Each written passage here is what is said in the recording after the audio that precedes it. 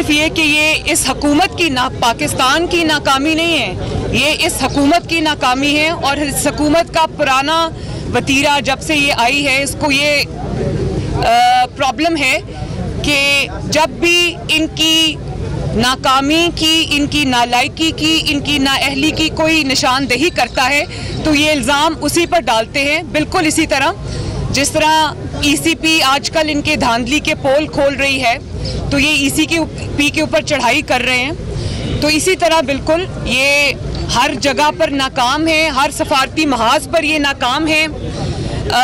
मेरा नहीं ख्याल कि इतनी तारीखी ज़िल्लत या रुसवाई किसी हुकूमत की किस्मत में आई है जब CNN जैसे चैनल पे बैठकर लोग ये कहना शुरू कर दें कि इस वज़ीर आज़म की हैसियत एक मेयर से ज़्यादा, इस्लामाबाद के मेयर से ज़्यादा नहीं है।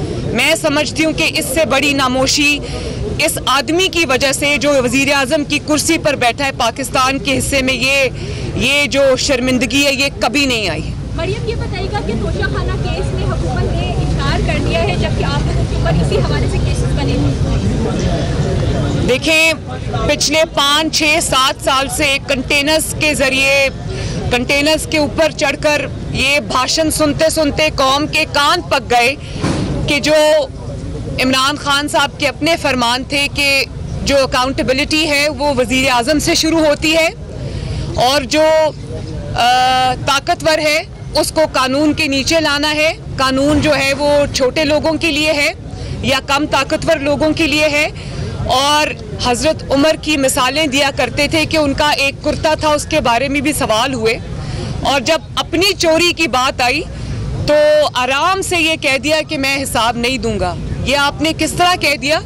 ये आपका ज़ाती माल तो नहीं है, ना आपका ख़ानदानी माल है, ये पाकिस्तान की अमानत है और इस बारे में ना सिर्फ आपसे सवाल होना चाहिए बल्कि आपको जवाबदेह होना पड़ेगा।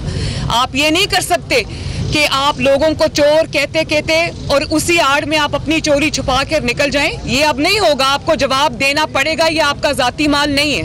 मैडम, ये भी डॉलर और पेट्रोल इसका तारीख की बुलंद सतह पे महंगाई की वजह से आवाम परेशान है। क्या मुस्लिम लीग अपोजिशन प्लान रखती है महंगाई के खिलाफ भी कोई मुहिम चलाने की? क्योंकि माजी में जब इमरान खान अपोजिशन में थे तो हर दूसरे दिन को कॉल दे देते थे प्रोटेस्ट की महंगाई को लेकर, मुस्लिम लीग या पीपल्स पार्टी हमें मुतारिक नहीं पाई। देखिए, इमरान खान साहब की जहाँ तक बात है तो उन्होंने पिछले 5-7 साल में जो भी किया है वो उनके अपने आगे आया है।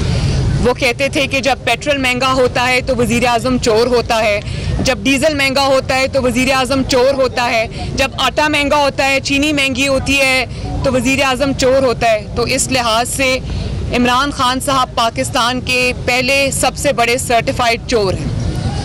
और अब ये जो दूसरों को चोर चोर चोर कहते थे, उनकी अपनी कलई जो है पूरी कौम के सामने खुल गई है। और हुकूमत की छतरी जब बंद होने लगती है, जब आपका टेन्योर ख़त्म होने लगता है तो बहुत चीज़ें जो हैं वो अय्यां होने लगती हैं, आपकी ताकत जो है वो ख़त्म होने लगती है। तो बहुत सारी चीज़ें सामने आएंगी, आ रही हैं, उसमें फिर ये बहाना नहीं चलेगा कि मैं जवाब नहीं दूंगा।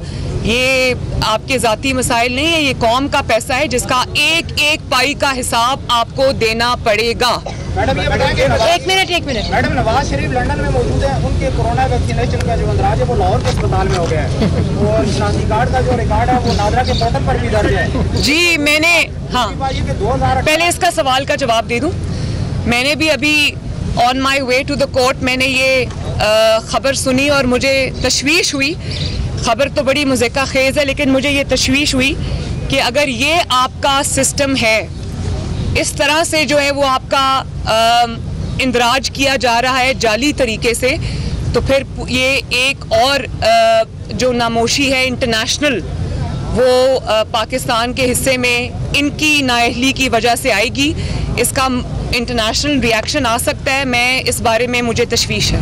2018 का इलेक्शन हर इस हुकूमत की हर चीज़ की तरह उनकी ये जो वैक्सीनेशन का रिकॉर्ड है और वैक्सीनेशन का इंदराज है वो भी जाली है। 2018 का इलेक्शन आपने लीड किया, फिर एक बड़े अदारे के सरबराह को एक्सटेंशन दी गई, आपकी पार्टी ने वोट किया, तो क्यों आप मैडम उस इलेक्शन को लीड भी किया फिर बाद में आके आप उसको डिनाई भी कर रही हैं? मैंने इस बात का जवाब दे दिया और बड़े क्लियर अल्फाज में दे दिया है। मैंने इसमें अपने वर्ड्स मिन्स नहीं किए। मेरा जवाब इनके पास है, अगर आपने नहीं सुना तो इनसे पूछ लें। जी आप एक मिनट JUI आपकी शमूलियत पर नाराज हो चुकी है और दूसरा मेरा आपसे सवाल ये है कि आप पीपल्स पार्टी को दो जो इश्यूज हैं, एक जो अरकान जो है इलेक्शन कमीशन के और जो मामला है नैब की एक्सटेंशन था, चेयरमैन नैब की एक्सटेंशन, इस दो मामला से आप पीपल्स पार्टी को बनाने जा रहे हैं। मैं तो सबसे पहले इंतखाबी इस्लाहात को इसलिए इस वक्त बिल्कुल गैर मुअस्सर समझती हूँ कि आप जितनी चाहे इस्लाहात कर लें, जहाँ से धांधली का जो पैदाइश है, मैनिपुलेशन है, जब तक उस सुराख को बंद नहीं किया जाएगा तब तक आप एक जितनी मर्जी इस्लाहात कर लें उनका कोई फ़ायदा नहीं है। तो जो अपने इख्तियारात से तजावज़ करते हैं, जो अवाम के मैंडेट पे डाका डालते हैं, जिनके अंदर ये हिम्मत और हौसला है कि वो अवाम के फैसले को पांव तले रोंद के निकल जाते हैं, जब तक उनके आगे दीवार नहीं बनाई जाएगी आपका किसी इस्लाहात का कोई फ़ायदा नहीं। दूसरी बात आपने क्या पूछी मुझसे अभी? मैंने आपसे ये पूछा था कि नून लीग या पीपल्स पार्टी को मनाने जा रही है इलेक्शन कमीशन के मेमोरांडम के हवाले से, और इसके साथ साथ चेयरमैन जब ये मामला ऑफिशियली नून लीग के सामने आएगा तो नून लीग इस पर रिस्पॉन्ड करेगी कि उसकी क्या स्ट्रैटेजी होगी। जावेद लतीफ़ साहब मियाँ साहब के जानिसार सिपाही हैं, उनकी बयानिए के साथ वो खड़े हुए हैं, लेकिन अगर उनको ये शो कॉज नोटिस मिला है तो वो जवाब अपने दे देंगे। लेकिन मैं ये समझती हूँ कि जो भी किसी भी जमात के, ज़ाहिर है आज़ादी राय का हक़ सबको है, लेकिन जमात के डिसिप्लिन की खिलाफ वर्जी कहीं भी नहीं होनी चाहिए। लेकिन मैं ये समझती हूँ कि जावेद लतीफ़ साहब एक नवाज शरीफ के सच्चे सिपाही हैं, उनके नैरेटिव के अलम बरदार हैं, लेकिन किसी भी तरह अगर कोई उनसे कोई ऐसी बात हो गई है जो डिसिप्लिन की खिलाफ वर्जी में आती है तो वो अभी अपना जवाब जमा करा देंगे, हम उसमें पढ़ लेंगे कि उसकी क्या वजूहात हैं। जी, इलेक्शन कमीशन के ऊपर हाल ही में हुकूमत जमात की तरफ से हमले हुए हैं और इलेक्शन कमीशन ने उसका नोटिस भी लिया है। अब मुश्तरका पार्लिमानी सेशन में अगर कोई ऐसी कानून साजी की जाती है जैसे EVM मशीन के ऊपर, जो कि इलेक्शन कमीशन पहले ही मुस्तरद कर चुका है, तो फिर नून लीग ऐसी सिचुएशन में काम खड़ी होगी। मेरा ये ख्याल है कि ECP पे जो हमले हो रहे हैं ये उन लोगों की तरफ से हो रहे हैं जो नून लीग को दर्स दिया करते थे इदारों के एहतराम का। तो नून लीग ने तो इदारों का हमेशा एहतराम किया है और उसके एहतराम की सज़ा भी भुगती है। एक बदतरीन victimisation, political victimisation, personal victimisation, उसको बर्दाश्त करके फिर भी इदारों पर तनकीद से गुरेज किया है। चंद अफराद पे जो जिम्मेदार थे उनके नाम भी लिए हैं, उन पर तनकीद भी की है, लेकिन जब इदारे अफराद को इदारा समझना शुरू कर दें तो वहाँ से डाउनफॉल शुरू हो जाती है। लेकिन ये जो ECP पर अटैक्स हैं, ये ECP पर अटैक्स नहीं हैं, ये अपनी चोरी खुलने का, चोरी कौम के सामने आ जाने का खौफ है जो वो ये बात कर रहे हैं। और देखें आप कितनी ख़तरनाक बात उन्होंने की। उन्होंने ये कहा कि जो ECP के अरकान हैं वो ECP के चेयरमैन के ख़िलाफ़ नोटिस लें। आप समझ सकते हैं कि नून लीग कभी ये कह सकती है कि किसी इदारे के जो अरकान हैं वो इदारे के चेयरमैन या इदारे के सरबराह के ख़िलाफ़ नोटिस लें?